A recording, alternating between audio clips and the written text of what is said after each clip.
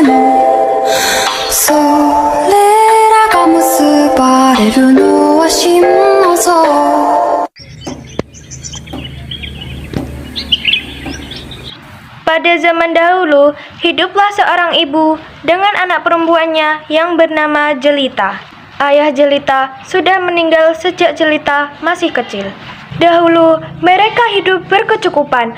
Namun, setelah ayahnya meninggal, ibu Jelita harus bekerja keras di ladang.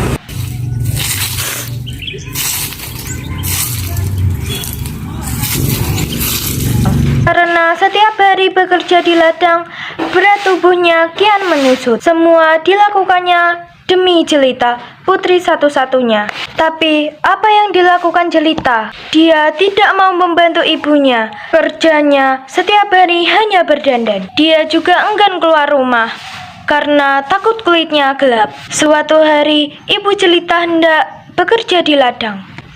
Dia akan bekerja sampai sore, sebab musim panen telah tiba. Ibu Jelita berkata kepada Jelita, "Jelita, bisa aku memasak hari ini, Mak? Aku tidak bisa pulang siang ini karena harus menyelesaikan panen kita. Jika kau sudah selesai memasak, maukah kau mengantarkan makanan ke ladang untuk ibu?" Tidak mau, Bu. Nanti kalau aku memasak, rambutku jadi bau tungku. Nanti kalau aku mengirim makanan ke ladang, kulitku jadi hitam. Jelita yang sedang berdandan terkejut. Ibu Jelita menggeleng-gelengkan kepala sedih.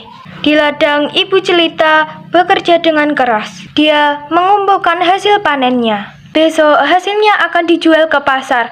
Dia tidak memperdulikan perutnya yang lapar. Saat lelah, dia beristirahat sambil meminum air kendi yang dibawanya.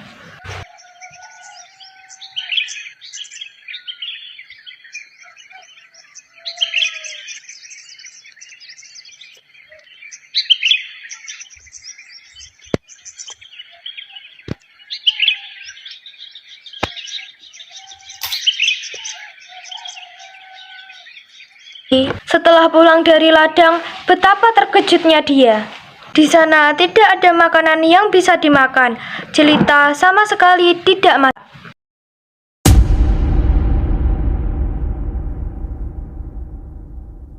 Jelita yang melihat ibunya pulang malah marah-marah. Ini kemana saja sih? Aku kan lapar, seharian tidak makan. Aku tidak mau, Bu. Jelita meninggalkan ibunya yang kelaparan dan juga lelah. Keesokan harinya, ibu Jelita sudah bersiap dengan hasil panennya. Dia akan pergi ke pasar. Jelita, ikutlah ibu ke pasar, Nak. Itu membutuhkanmu untuk membawa hasil panen kita. Tidak mau, Bu. Pasar kan becek. Nanti kulitku kotor. Aku tidak bisa membayangkannya nanti.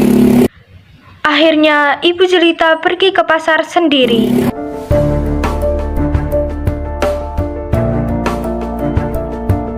Sorenya, ibu Jelita membawa uang hasil berdagangnya. Hasilnya tidak terlalu banyak, tetapi cukup untuk membeli benih dan makanan beberapa hari. Jelita yang melihat ibunya sedang menghitung uang segera mendekati ibunya.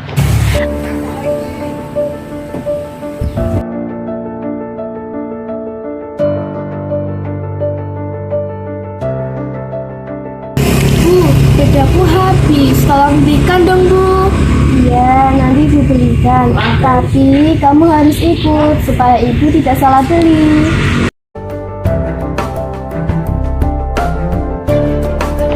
Akhirnya, Jelita terpaksa ikut ibunya ke pasar. Tetapi Jelita berbisik kepada ibunya. Kalau berjalan di belakangku saja ya. Kenapa, Jelita? Tidak apa-apa. Jelita sebenarnya malu berjalan dengan ibunya yang lusuh dan wajah tak terawat. Tiba-tiba di tengah jalan ada seorang teman Jelita yang menghampiri dan bertanya. Teman Jelita melihat ibu Jelita dengan pandangan bertanya. Jelita yang tak ingin namanya tahu jika dia mempunyai ibu yang kotor dan jelek segera menjawab, Hei Jelita, kamu mau kemana? Oh, aku mau ke pasar. Ngomong-ngomong, yang di belakangmu siapa? Itu ibumu ya? Oh, bukan, itu pembantuku, bukan ibuku.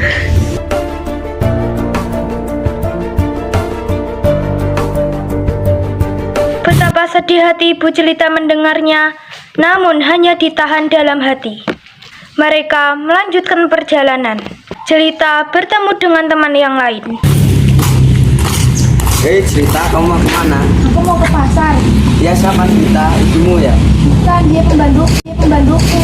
Begitu tega anaknya mengakui dirinya adalah seorang pembantu. Namun sekuat tenaga menahannya. Sampailah Jelita dan ibunya di pintu pasar. Saat mereka akan memasuki pasar, lagi-lagi Jelita bertemu temannya yang lain. Jelita, tumben kamu pergi ke pasar. Siapa yang lagi di belakangmu? Itu pembantuku. Ibu Jelita tak kuasa menahan air matanya. Dia sudah tidak tahan lagi, maka dia pun berdoa dalam Tidak kuat lagi.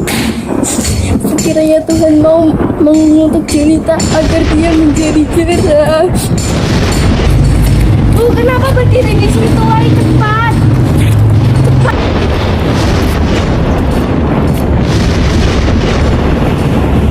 Tidak. Maafkan Jelita, Bu.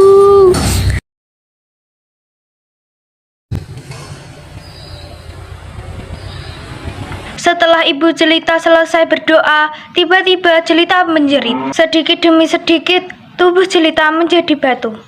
Ibu Jelita menangis pilu.